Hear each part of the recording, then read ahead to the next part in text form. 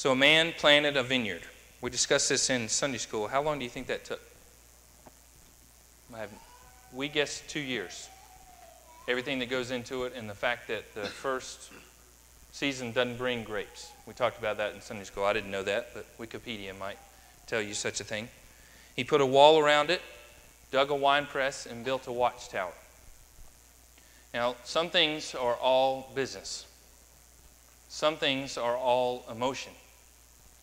Some things are the perfect blend of business and emotion. Which one do you think is the most important to people out of three? The third one. So he put everything into this, and I assure you, is feeling emotional about it. And then he rents it out. This is an investment. How do you people feel about your investments?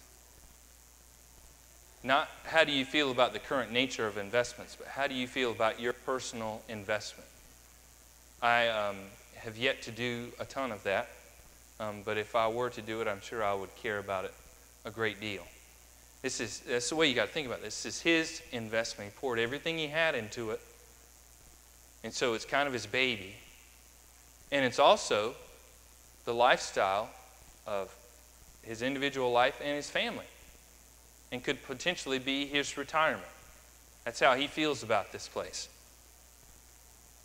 At harvest time, he sent a servant to the tenants to collect some of the fruit of the vineyard. Now, why on earth would the tenants beat the servant that comes to collect that money? They've got something in their mind. Anybody know what it is? Money? Could you hear them suggesting that they're doing all the work? They're putting in all the time, and all he's doing is what? Collecting a paycheck. Do they have any sense or idea of the work that he put in just to get it to that place? None. Or they wouldn't think that. But see, the people that are working for that person always think, well, what's he done? What's she done to this business? I'm the one working every day. And so there's a sense of entitlement, one. There's a sense of greed. And those two multiplied by one another equals an enormous sense of ignorance regarding this subject. We're doing the work and we want the money. And so they beat the servant that comes to collect the money. Surely there was some misunderstanding. I'll just send another servant. We'll club him too, brother. Send all the servants you want. We're going to club them and send them back to you with nothing. Okay, well, I've got a plan.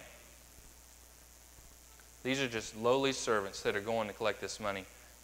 Surely these workers don't understand the significance of the situation. The way that they will understand the significance of the situation is if I send my son to go and collect the money. Now, the mindset here is the mindset of the way in which things are different when the supervisor's around. If you've ever been a boss of a group, were they different when you were around and when you were not? If you've ever been the one worrying about the boss coming, were you different when the boss was there? Were you different when they're not? In my case, sometimes I'm a little too tense that the boss is coming around, and I have to tell myself, look, the way you got to this place is just being loose and easy and fun. Don't be different just because you're in this situation where the boss is coming. You know, sometimes you overthink. Now, there was a time early on when I was at Chili's back in November when all of the managers of the area Chili's were coming just to eat lunch.